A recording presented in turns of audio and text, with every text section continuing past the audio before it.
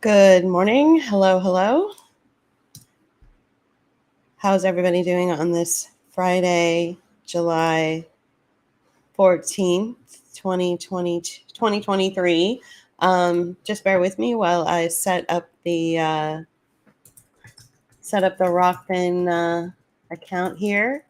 Um, Basically, what I'm going to be talking about today through an audio only live stream is a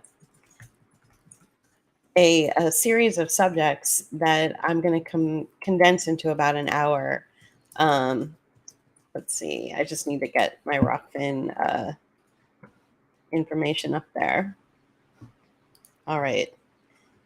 Thank you for joining me today. Let's see here. Sorry, guys, I'm having some trouble with Rockfin. And I want to make sure that everything is in working order for everybody over on that platform. The situation that is taking place right now is one that is very important, and it's very local to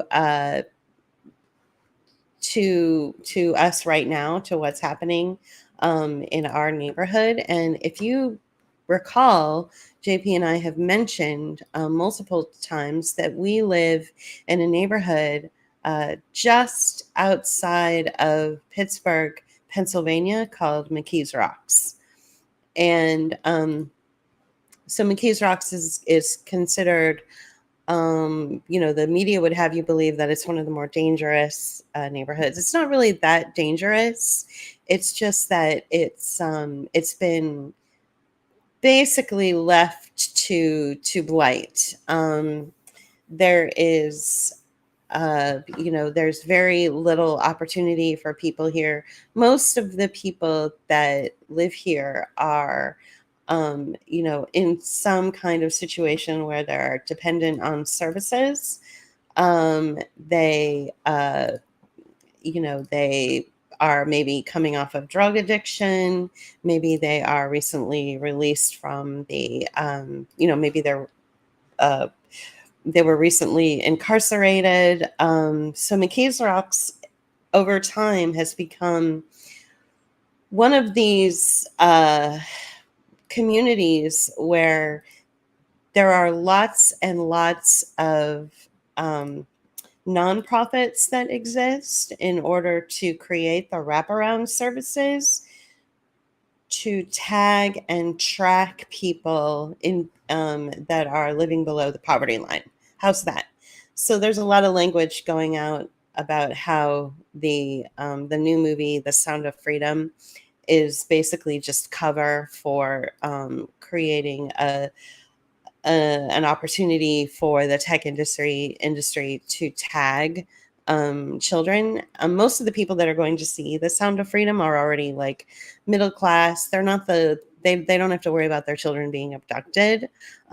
Whereas in communities of poverty where I live, children being tagged and tracked throughout their entire life, starting when they're in utero all the way through, high school graduation, they are already tracked and tagged. And yet I don't see any of these people who come from privilege and come from money talking about how the tracking children industrial complex has been going on for years already. So something took place yesterday that I thought was really really telling about something that Rosa Quare had brought up, um, years ago. And this was about, the sort of the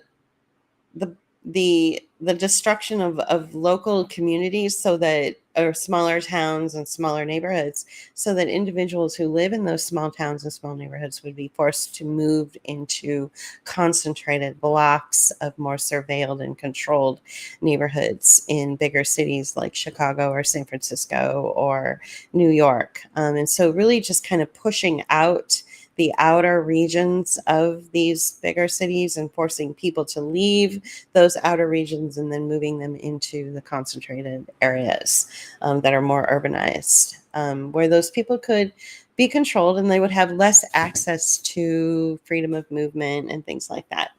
So one of the things that she mentioned was, which I thought was incredibly telling, was that, it's not going to be a gun at your back. They're not going to be military men in uniform, forcing you out of your home, out of your middle class or upper middle class home, in the suburbs or in the more rural or open air communities.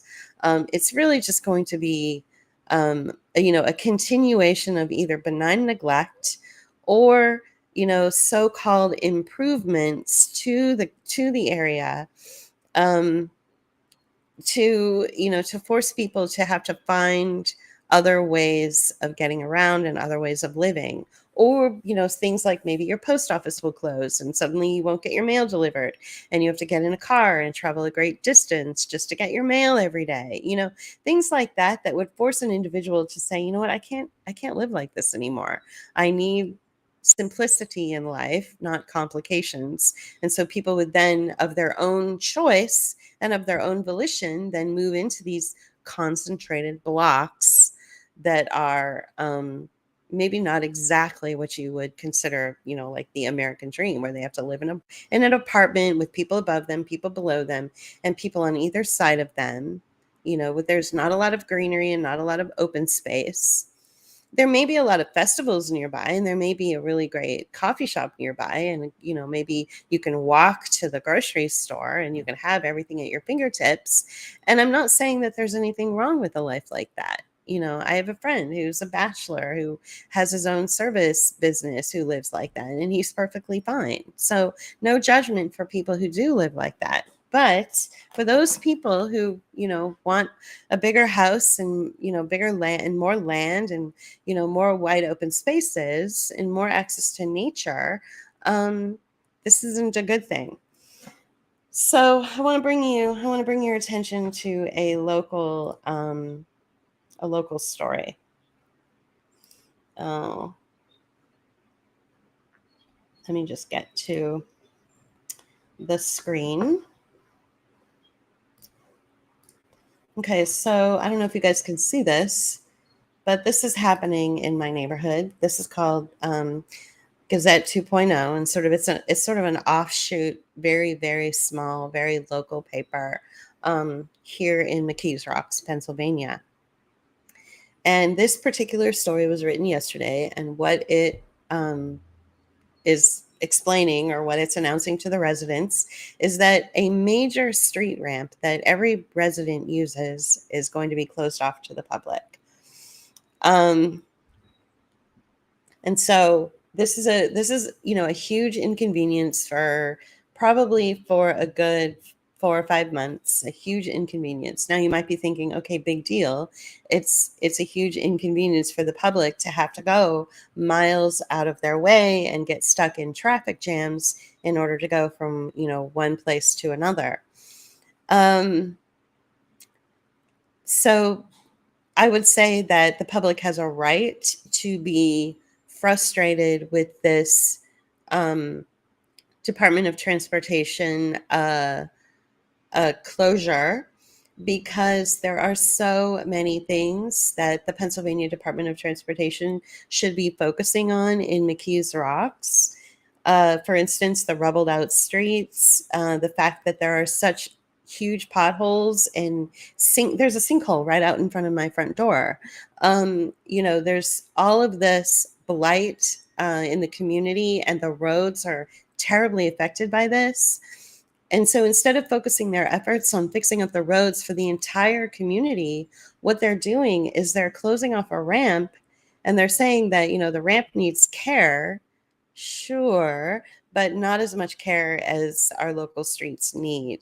And I think the most troubling aspect to this story, which is something that Rosa Quare talks about, is how these kinds of things could impact your life in a very real way. So this closure of this Helen Street ramp is going to impact this company right here, Northwest EMS. This is an emergency medical service that not only services McKees Rocks, but it also services Avalon, Bellevue, Ben Avon Heights, Crafton, Emsworth, Findlay, Ingram, Kennedy, Kilbuck, McDonald, McKees Rocks, North Fayette, Oakdale, and the Pittsburgh International Airport and Stowe Township, which is also the part of McKees Rocks I live in. So I live in McKees Rocks, Pennsylvania, and the township that I live in is called Stowe. And I'm going to scroll up here. I want you to take a look at their address, 366 Helen Street. So if you look at the map that they've got right on their own website, you'll notice that they're right on Helen Street, and it gives by having access to that ramp. In fact, that's the reason why this emergency medical service company is located where it's located. The reason why is because of that ramp.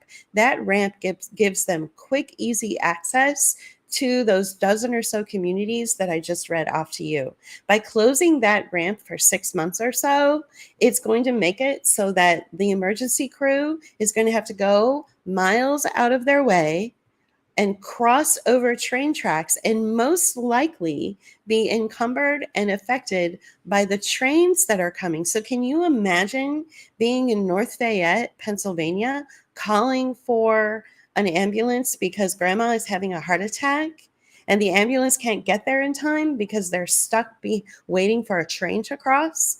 Having access to the Helen Street ramp, which I just showed you in another screenshot, in another screen share, that the local paper announced as being closed. By closing that ramp, it will greatly impact these communities. Now, people may argue and say, oh, but there are other, emergency services that could help these communities as well. That may be the case, but it almost feels as if they're trying to put this emergency service out of business by closing this ramp, making them irrelevant and making it so that people, especially people in my neighborhood, which are poorer than the average United States citizen, will not have access to emergency services, life-saving services. So this is what we're talking about. We're talking about the benign. So while so many people are worried about, their upper middle class children who attend private school getting tracked, there are actually real issues going on. And it's these issues that nobody is talking about. This is a huge deal. The closure of this company to all of these communities as a result of the closure of this particular ramp is devastating to the community. This is going to really impact the community's health and well-being, and it needs to be discussed. But of course, nobody's discussing it because right. So this is very scary to me, and if there was any reason why, if people came up to us and said, so why are you moving out of McKees Rocks and moving to, a little bit of a better area? Well, this is one of the reasons why. This is absolutely one of the reasons why. It's now a danger to live here. And some people might say it's dangerous to live here for other reasons, but we feel that this is more of a danger. When the community is left behind and, the focus is on closing out a necessary service like this, even if it's just for a few weeks or a few months, but look at all the communities that it services. This is a big problem.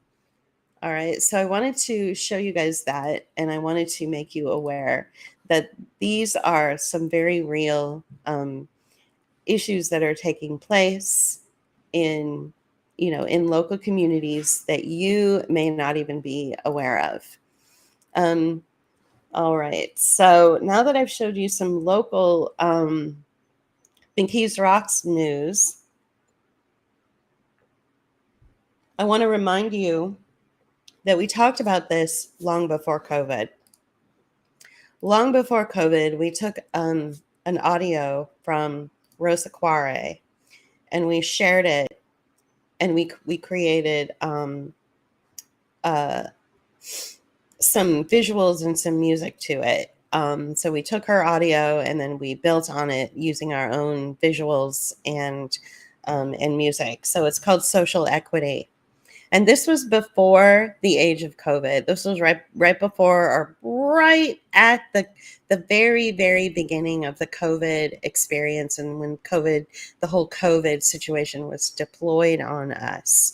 At the very, very beginning, we knew that this had to do with something called social equity. This was a term that we picked up and that we used. It was not utilized in the corporate environments. It certainly wasn't utilized in mainstream media at that time, but we knew what was going on. We were pretty much years ahead of the game. Look, what's happening in McKees Rocks right now is totally and completely described in this video called Social Equity that's got about 1,500 views. And it should have many more views than that. But to be fair, there are many people that have taken this particular statement from Rosa Quare, and they too have built on it and made their own videos. So, it's going around. Everyone has heard this particular statement. So please go back and listen to this again. And if you notice, right after I did social equity, I did population reduction. Which is the next thing I want to get into, is I want to talk to you about how to create a serf class, or how to achieve neo-feudalism. You want to keep the people unhealthy and dumb. You want to keep the population small, and you want to create an all-encompassing death count through mainstream medicine and fentanyl. So again, what's happening in McKees Rocks, and if you're just joining, I will go ahead and share the screen once again, because this is how important it is. The closure of this ramp in McKees Rocks will directly affect citizens in these communities here that are listed on the website of this emergency service company that services all of these communities from Avalon to Stowe, and I live in McKees Rocks. So if you're going to close down emergency access to all of these communities for 6 months, in some states, it's against the law that you're not allowed to close down roads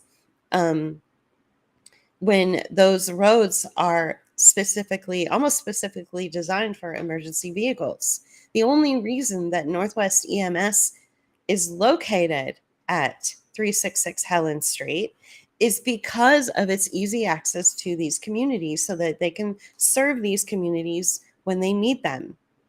So this is exactly what Rosa Quare was talking about in the video that we called Social Equity, which you can see right here on our YouTube channel. It's, there's the quarantine teaser, population reduction, and social equity. So I really, really want people to get back to the real issue at hand. And the real issue at hand is that it's the benign things that are going to continue to really work their way into our lives. And you won't even realize that, that something is happening to you until it's too late, because you're busy thinking that the government is going to throw trackers in your kids. That's just not going to happen. It's too expensive. It's too cumbersome. And a giant percentage of the population aren't going to allow it anyway. But nobody is going to argue a street ramp closure. Nobody would argue that, right? Even though it might affect all of these communities, right? You're not going to argue that.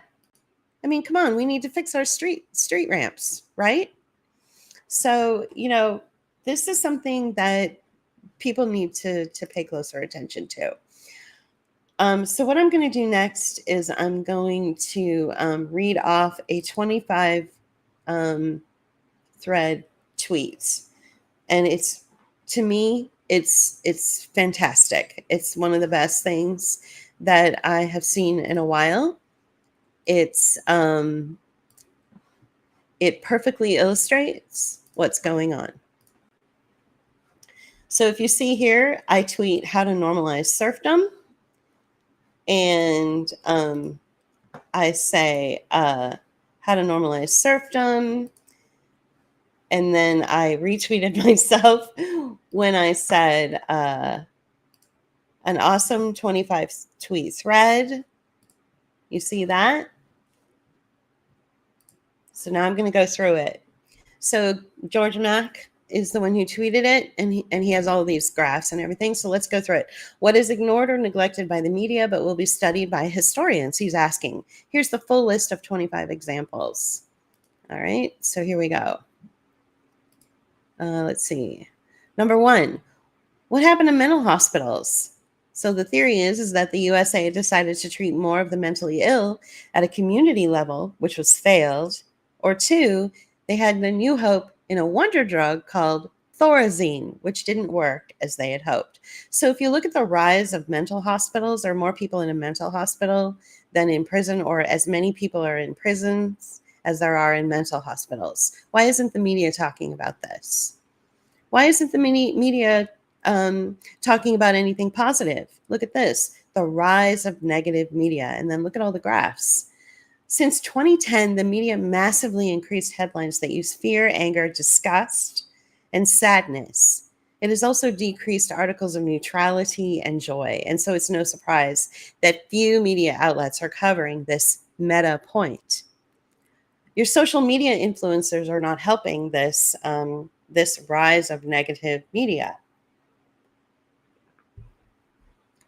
I would say, and we're going to get into this, but I would say that, you know, platforms like CNN and MSNBC have become irrelevant in the face of, you know, your favorite social media star or your favorite social media influencer that is peddling bad news every day. So why isn't the media or, you know, the fourth estate, why aren't they talking about the rise of negativity on our airwaves and how no one's sharing anything positive? Let's move on. Number three, the crisis of the aging population. So 70% of countries are below the required population replacement levels. You need a 2.1 fertility rate to maintain a population. And where's the US? We're only at 1.64. What about Germany? They're even less at 1.53. Japan, 1.34. China, 1.28. And Korea, 0.84. So what's happening is that the baby boom generation were the last generation to really replace the previous population that had died off. And since then, we are not replacing the generation of aging boomers. They're dying off. They're getting too old. And the generations after them have not kept up with replacing them. So the question the media should be asking is, why is that? Why is it that Generation X, I don't know anybody in Generation X that has children, by the way. All the people I've met in Generation X, they don't have kids. And then you go on to the millennial generation, and then you go on to the generation after that, and it's decreasing fairly quickly. So why is it that that happened? Why is it that my generation has the least rate of population replacement levels, the lowest rate of population replacement levels? Why is that? Well, I can answer the question. It's called neoliberalism and austerity. Opportunities that were made for the previous generation, affordable housing, affordable education, good paying jobs where you could work a job making, you know, $15 an hour at your union backed, you know, factory job. You could put your kids through college. You could have a once or twice a year vacation. You could have a home paid for. Those days are gone. That was what the baby boom generation got. This generation did not get that. So, because of austerity and because of policy. All right. So that's what's going on with the population replacement level reduction. So why isn't mainstream media talking about this? Let's move on. Number 4, the scale of pharma marketing. According to Kantar data, pharma ads are the news biggest customers. CBS, 4/5 of their biggest advertisers are pharmaceuticals. ABC, the biggest advertiser is pharmaceuticals. MSNBC, the biggest advertiser is pharmaceuticals. So why isn't the media, the fourth estate, talking about why that is? Why is it that CBS, ABC, MSNBC, Hulu, and any other platform out there that either offers entertainment or news, why is it that pharma is where they get their biggest, marketing revenue? Why is that? Number 5, the headline death gap. So 67% of deaths are from heart disease, cancer, and road incidents. And yet the New York Times barely covers these topics. Why? And number 6, the rise of BRICS. So BRICS is Brazil, Russia, India, China, and then the South Asian, like Bangladesh, Egypt, and the United Arab Emirates. And G7 includes Canada, France, Germany, Italy, Japan, and the UK, plus the EU. So BRICS now make up 31.5% of the global domestic product, the global or GDP, versus the G7, which only makes up 30%. So we need to be talking about this. BRICS are doing quite well. So why isn't the media letting us know this? Number 7, which is a big issue with me and something that I'm going to go into a little bit right here. Number 7, lucky number 7, my number, the silent fentanyl pandemic. Overdose is the leading cause of death in people under the age of 45, replacing suicide. COVID only killed 8,900 young people in 2020. Yet overdoses killed 49,000. 2/3 of those were fentanyl related. And in 2022, police seized enough fentanyl to kill every adult and child in America. This is your story. Why is nobody talking about this? Those wonderful volunteers that are going through all of the damage that the Pfizer shot does to individuals. I would love to see volunteers dig deep into this graph and dig deep into these statistics. Why is it that fentanyl, first of all, why is the media not even talking about the rise of the fentanyl deaths? Why is the sort of, hey, I'm awake to what's really happening in the world media, this alternative media stuff? Why aren't they talking about the rise of the fentanyl deaths? And why isn't anybody digging deep into why it's happening in the first place? I would say it's because it has to do with cartels, and maybe they're afraid of cartels. I'm not afraid of cartels. I'll tell you right now why we're seeing a rise of fentanyl deaths is because we are fast tracking and rubber stamping cartels into this country at a pace that would make your head spin. And they're occupying cities like Seattle and San Francisco and Philadelphia. And they've basically created war zone type scenarios and war zone type situations where they have preyed upon the young and they've preyed upon the homeless, got them addicted to something like fentanyl, but some of the worst fentanyl that you could ever imagine. The kind that even when someone is dying of fentanyl and you give them Narcan, it does not stop the decay and bacterial infections that these individuals get. So you are literally literally seeing zombies walking around in places like San Francisco and Seattle and Philadelphia. I'm not being dramatic. I'm not using colorful language. There are literally limbs that are being eaten away by open sores. This is what this drug is doing to people, creating zombies. So why is this allowed to happen? Why isn't it being covered? Why isn't your favorite influencer talking about this? Because this is the real. This is what's really happening in the world.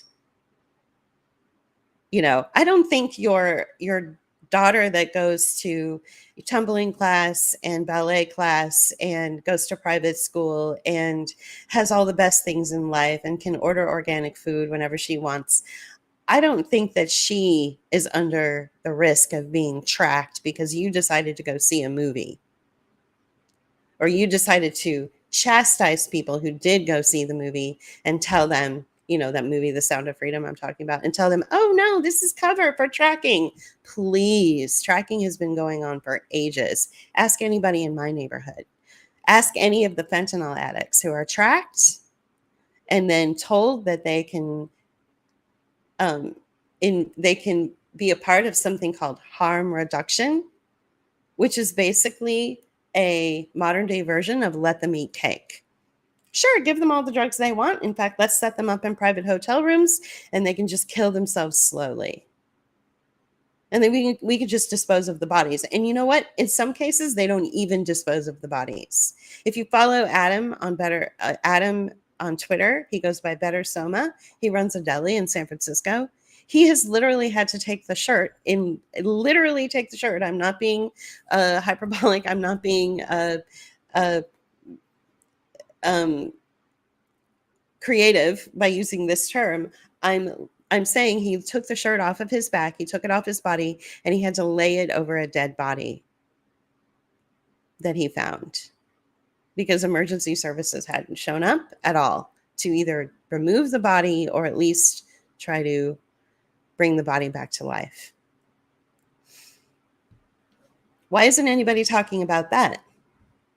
You're too busy chastising people for going and seeing a movie? Who cares?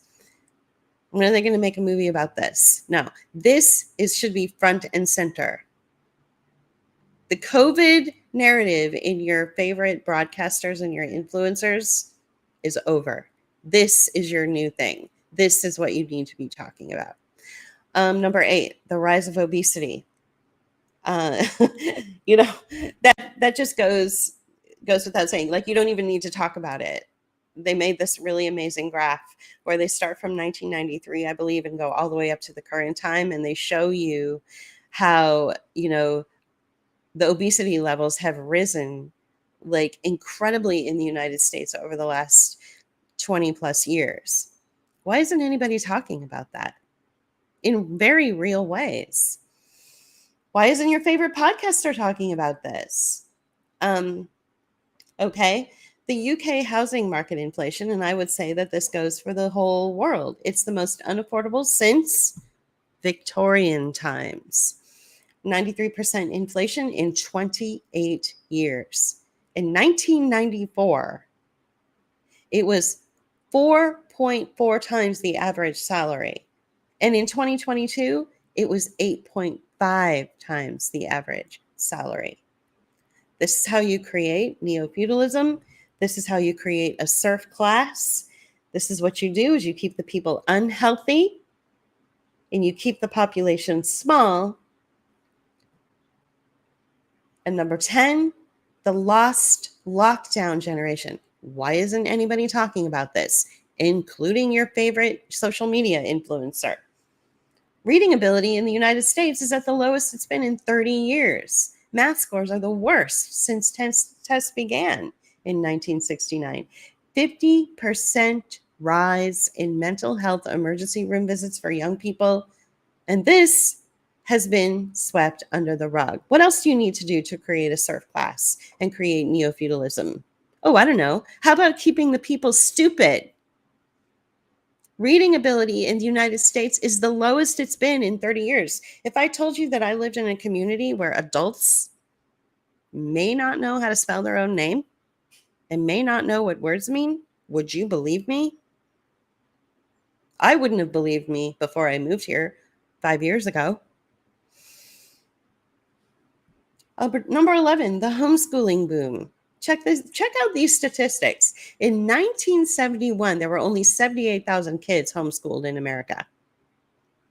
In 2021, 5 million children were homeschooled in America. That is a huge rise in kids in homeschool over the last, 40, 50 years. So why is that? Don't you think the media should be covering that? Why in the world are kids homeschooled now so much more than they were in the 70s, 80s, or 90s? What is with this continual rise of homeschooling, and why did it jump so high in the 2020s? What's going on there? Maybe we should have a discussion about this. I'll tell you what, my next door neighbor has a 14-year-old daughter. I didn't even know she had a 14-year-old daughter. You know why? Because that 14-year-old daughter had to witness her own cousin get shot to death on a school bus and just flat out said, I can't go back to school. I won't do it. It's too traumatizing. Not to mention the kids in my neighborhood have to go through metal detectors, and they have trackers and wraparound services that teach them how to be good prisoners of the future. She maybe instinctively just didn't want to be part of that. So she told her mother, I just want to be homeschooled. And she spends a lot of time on the computer, a lot of time doing work. She is not very big on being outdoors. She's traumatized. Do you think that might have something to do with the rise of homeschool? Trauma? Whether it's real or imagined? Number 12, male testosterone levels are plummeting. Why is nobody talking about this? Some studies are pointing towards the following. Testosterone levels dropped 20% in the last 20 years. Sperm counts have plummeted by 59% from 1973, and yet there are so few conversations about why this is happening. The general, the general characteristic of being a male is to populate the earth. And even people who are not fathers act like fathers. It's just something that's innate in them. It just goes back to, back to a million years ago when it was just important for men to, I guess, spread their seed. I don't mean to be graphic. But so this idea that testosterone levels have plummeted, we need to have an open discussion about this. We need to have a scientific discussion why men are not behaving like men anymore. Like we need to have this open discussion. We need more people in the alternative media platforms to talk about this. We need mainstream media to talk about it. We need more open discussion about why men testosterone levels have plummeted. Number 3, don't ignore India. Number 13, don't ignore India. 20, you are going to fall out of your chair when I read you these statistics, which you can see right in front of your eyes. 2023 is the year India becomes the world's largest population. Indians are the number 1 users: Facebook, Instagram, YouTube, and WhatsApp. And in 2021, India exported more in software than Saudi Arabia did in oil. Mic drop. Let's think about that. Who's running the world right now? Is it Klaus Schwab? Or maybe it's the people who are running a country that are keeping their population booming, that are keeping social media alive, and are importing software that you need for technology more than oil. Maybe we should turn our direction off of fucking Klaus Schwab and the World Economic Forum and look at India and see, and maybe try to match their success. The world's largest population exported more in software than oil? Are you serious? I didn't know this until this morning. But no. Let's look at Klaus Schwab and his funny outfits. Number 14, the friendship recession. Oh boy, yeah. I think this especially has affected all of us in the age of COVID, those of us who have lost like all of our friends or all of our family members because of our worldviews and differing opinions about, the medical industrial complex and the whole thing. So, but listen to this statistic. The friendship recession, 15% of men have no close friends. 10% of women have no close friends. And this has increased massively since 1990 and is continuing to grow.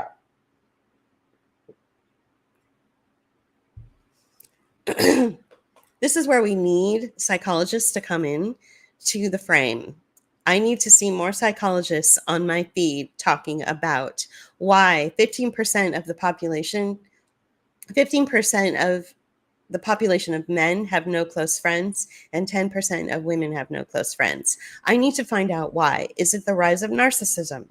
Is it the rise of sadism? Is it the rise of sociopathic traits? Is it the rise of the corporate world where everybody is sort of siloed? What is it? Is it drugs? Is it vaccines? Like, what is it? Why have we stopped connecting with each other? Why isn't anybody talking about this? Why isn't all those psychologists that came out to shake their fist at COVID, why aren't they talking about this? Where's the mainstream media talking about this? This is important. You can't have a successful community. You can't have a successful society that will band together and work against policy that will eventually hurt them if you don't have any close friends that share your ideology and share your viewpoints. Why are social media influencers not talking about this? And why are social media influencers making a very poignant and specific effort to not talk about this, rather to focus on the mundane, like, oh, I don't know, putting trackers in your children, which is about the dumbest thing I've ever heard. Why aren't they talking about this? This is what they should be talking about. 15, global millionaire migration. And in 2019, the USA had a net migration of 10,800 millionaires. And in 2022, this dropped to 1,500. So basically what they're saying is in 2019, we had 10,800 millionaires. And yet in 2022, we only had 1,500. Is that true? That's an 85% drop in 3 years.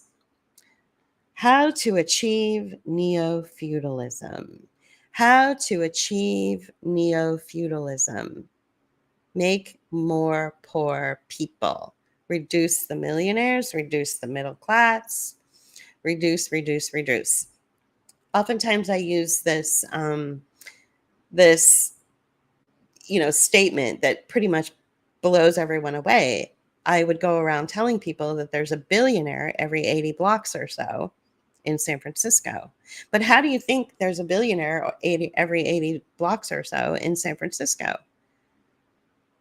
Because of the reduction of millionaires, So I would say that this is definitely by design.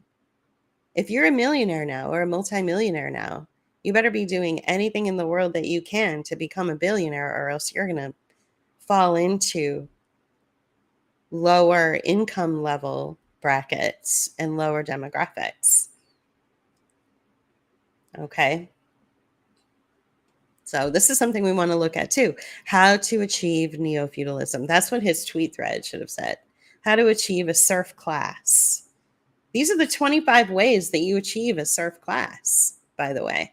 Number 16, Norway is so damn rich. In 2022, Norway's oil fund was larger than the combined wealth of the 10 richest people in the world. It makes $1 billion per week and holds 1.4% of the world's shares. I don't even know what to say to that. So all those people that live in Norway, interesting, huh? The scale of Saudi Aramco. If you stopped most people in the street in the West, they would not know of Saudi Aramco. But in Q2 2022, it reported more net profit than Microsoft, Apple, Meta, and Tesla combined. Well, let's look up what Saudi Aramco means. What is Saudi Aramco?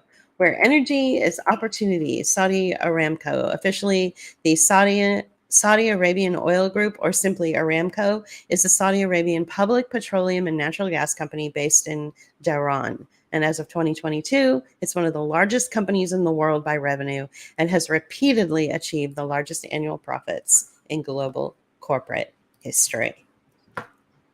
Interesting.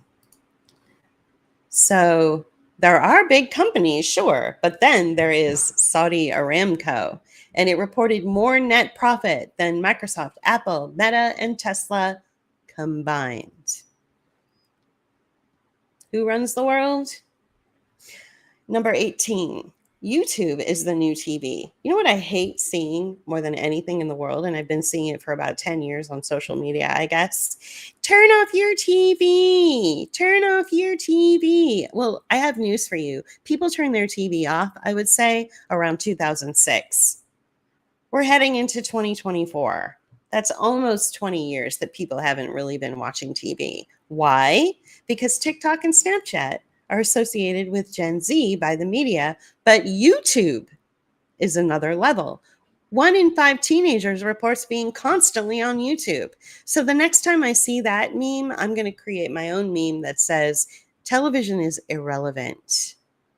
Everybody is online. So maybe people should turn off YouTube. But again, the media isn't talking about this. Remember, these are 25 things that the media is not talking about, and your social media influencers are not talking about either. Ask yourself why. Number 19, how incredible modern aviation is. So in 2021, there were only 176 deaths out of 2.2 billion airline passengers.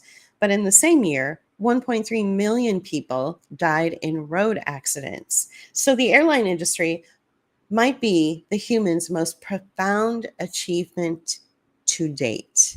Why aren't we talking about this? This is fascinating to me, that you're safer in the air than you are on the ground. We all know this anecdotally, but here's the statistic and here's the data to prove it. So why aren't we talking about that? Why aren't we talking about that, what that means? Why aren't we talking about maybe moving our, roadway system on the ground into something that we can, maybe we can use transport systems that are safer in other ways. We should be having a engineering and scientific discussion around this. This is what the public town square is for, is to have these kind of innovative, forward-thinking discussions about why it is that it's safer to fly than it is to be on the ground. What does that mean for us? And what does it mean that we're not even willing to have these conversations? Number 20, Japan's homeless rate. So why does Japan have so few homeless? Are they lying with their statistics? Are they doing something unethical? Do they know something that we don't? Either way, it's an important question that nobody is talking about. People might say, oh, yay, Japan has the lowest homeless rate in the world, in the modern world. But why? What are they doing to keep their homeless not homeless? What are they doing? Ask yourself. The video game industry is bigger than you think. This is number 21. Again, nobody's talking about this. The gaming industry is bigger than all music, TV, and film combined. It has out-earned music and entertainment in the last 8 years. So you think that music, TV, and film have taken over the world? Have taken over the hearts and minds of the young? Nope. It's video gaming. And that's really quite scary.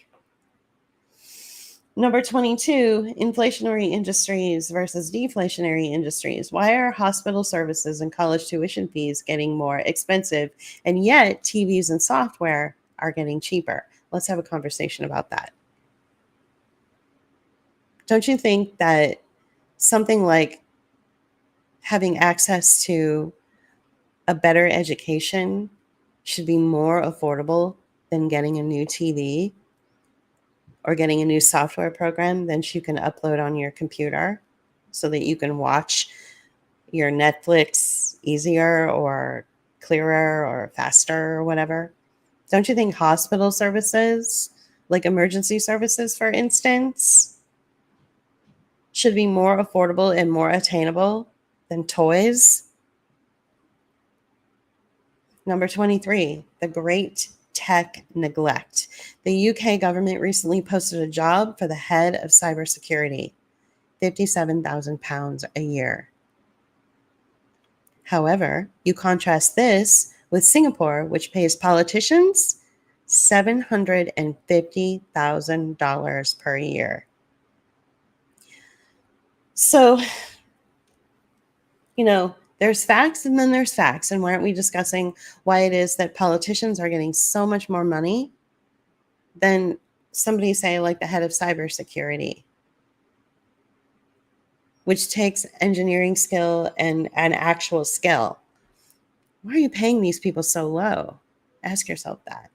The rise of the leveraged individual. All right, here we go. There's no such thing as mainstream media anymore. Instead, it's legacy media or new media. Your favorite social media influencer is considered new media. That's all there is to it. They're addicted to the likes. They're addicted to the attention. They're addicted to the shares, the comments, and the reactions. And so the only thing that gives mainstream power is the legacy language of mainstream media. So this is the emperor's new clothes. And you can see right there, the biggest influencer of all, the Joe Rogan Experience, he far outpaces even Tucker Carlson, definitely Sean Hannity, and definitely Laura Ingraham, right? Most definitely Rachel Maddow. Look at how much far he outpaces it. So you need to apply this graph to your own experiences on social media. You can't get away from your influencers anymore. They are literally like vampires. And I would say, why aren't we having an open and honest discussion about this? A psychological analysis of why it is that we allow influencers to just outpace everything else. What is it about our favorite influencers that we just keep feeding into their ego and keep feeding into them? And it goes beyond just Joe Rogan. It goes even to the smaller influencers out there that have somehow been able to gather and cull a specific group or a specific demographic of people. And you cannot break through. It's impenetrable. It's impenetrable. You cannot break through that influence. It's actually quite scary. The mind control that social media influencers have, much more so than television. We should be talking about that. Number 25, the importance of exercise. This is the very last one. The mortality gap between a smoker and a non-smoker, 40%. The mortality gap between the bottom 25% of exercise fitness and the top 2%, 400%. The best marketing minds of the generation created anti-smoking ads. So why can't these same marketing minds create pro-exercise ads? And why don't those ads have the same effect? What's going on? Why aren't we talking about this? How to achieve neo-feudalism. Keep your population fat. Let them eat cake. Keep them dumb. Keep them, dependent on the medical industrial complex. Keep them drugged out on fentanyl. And make sure that you don't replace the population that's dying off. This is how you create a serf class.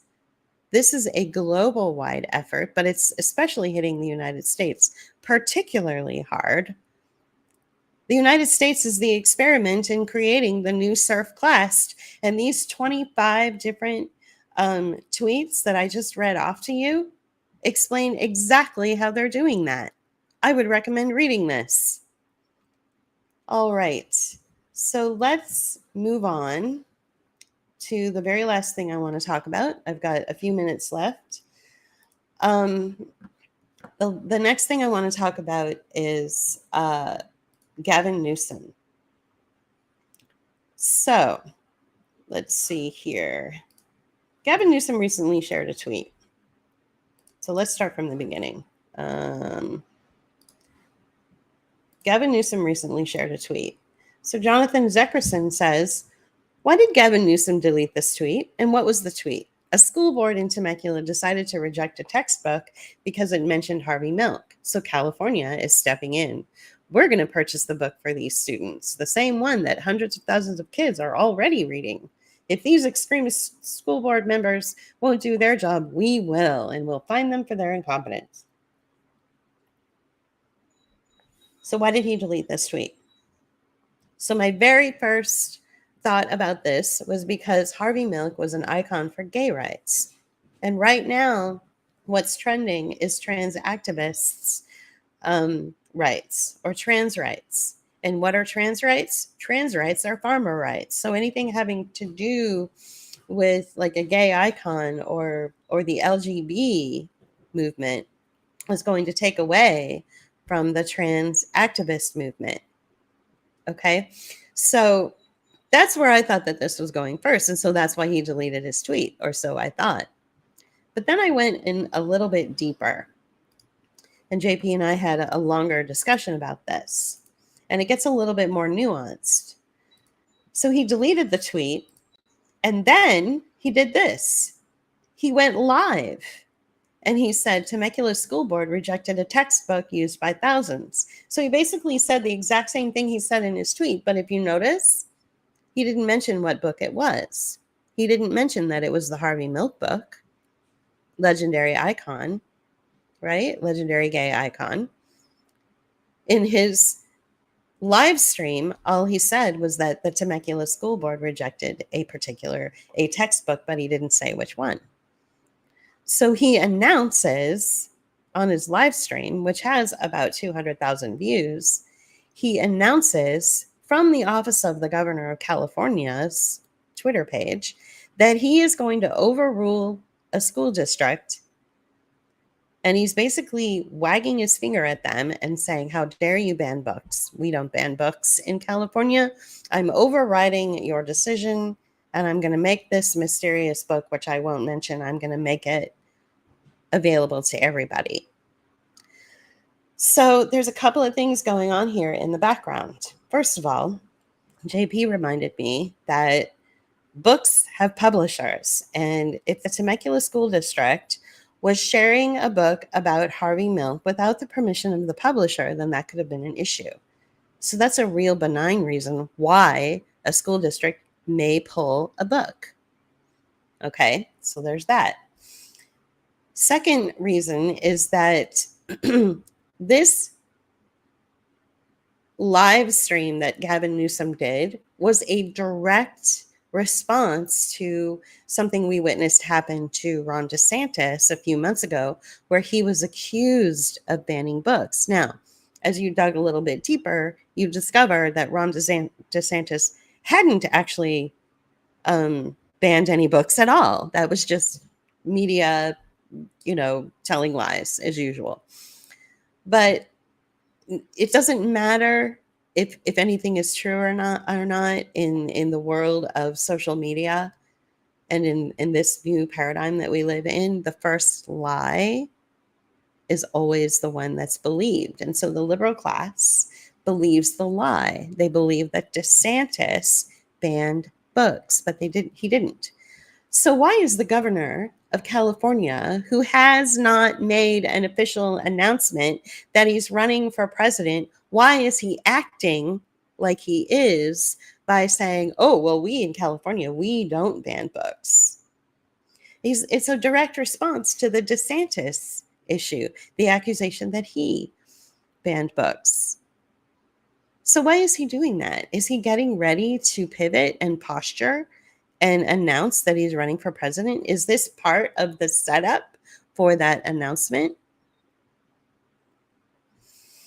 It's something to think about. And I also want to focus on the fact that he made a point of saying, I'm going to override a school district's decision to ban a book.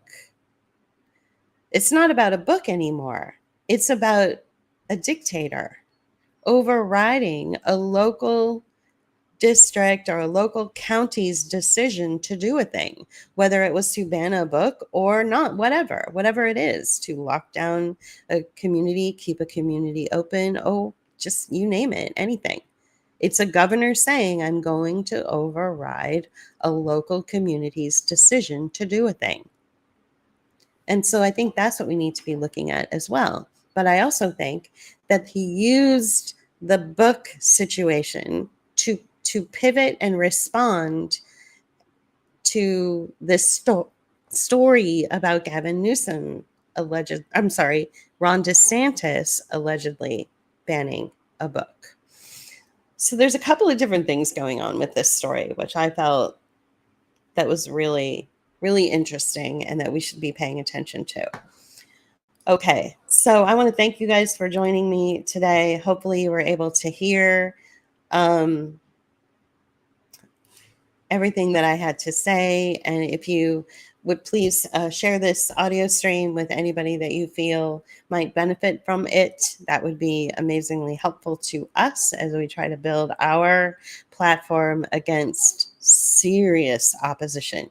It's no longer censorship, it's opposition.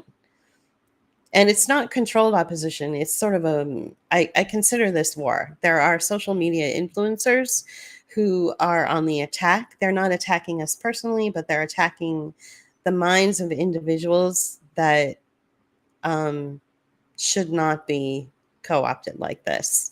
And I'm not saying that those individuals should follow us. What I'm saying is that it just feels like social media itself and this whole, sharing information and open dialogue, industrial complex, whatever it is, that it's become like kind of a battlefield. It's a war for your mind. And social media influencers that would have you believe that a movie is cover for tracking kids are totally leading you down the wrong path. I tell you what, go online and go to your favorite airline. Let's say American Airlines, americanairlines.com. Type in your home city, which is, I don't know, name your home city as your starting point, and then choose McKees Rocks, Pennsylvania. And then buy your ticket and get on an airplane and come to McKees Rocks. Okay, you'll probably have to stay in a hotel or an Airbnb in Pittsburgh because there's no place to stay in McKees Rocks, but it's only a 15-minute bus ride over the bridge. And then I want you to walk around this neighborhood and I want you to tell the local people that live in this neighborhood, how dangerous this movie is because it's cover for tracking children and that it's going to track children's every move and you will get laughed out of town. Because these kids here have been tracked for decades. That's what happens when you're poor. But when you're a social media influencer that has a ton of money and a ton of middle-class people that don't think about the poor, then whatever, right? Go back and look at the 25-point tweet thread that I read off from George Mack. And I'll include all the links in this in the description. I'll go back and update the description and put all the links of everything that I mentioned today. Okay, I got to get to packing because we are leaving for a little while. As I mentioned, we are in the process of moving from Pittsburgh to the Gulf Coast area, and it has been an incredible experience. I wish I had more time to talk about what it's been like. It's nothing short of a miracle. There's definitely some, magical and mystical intervention going on, whether it's God or whatever, or forces of nature. But things are moving forward, and we're very excited, and incredibly blessed, and so thankful for the support of everybody on this platform and everybody who's just supported us in general. Thank you so much for this. All right, I better get cracking. Talk to you later. Bye.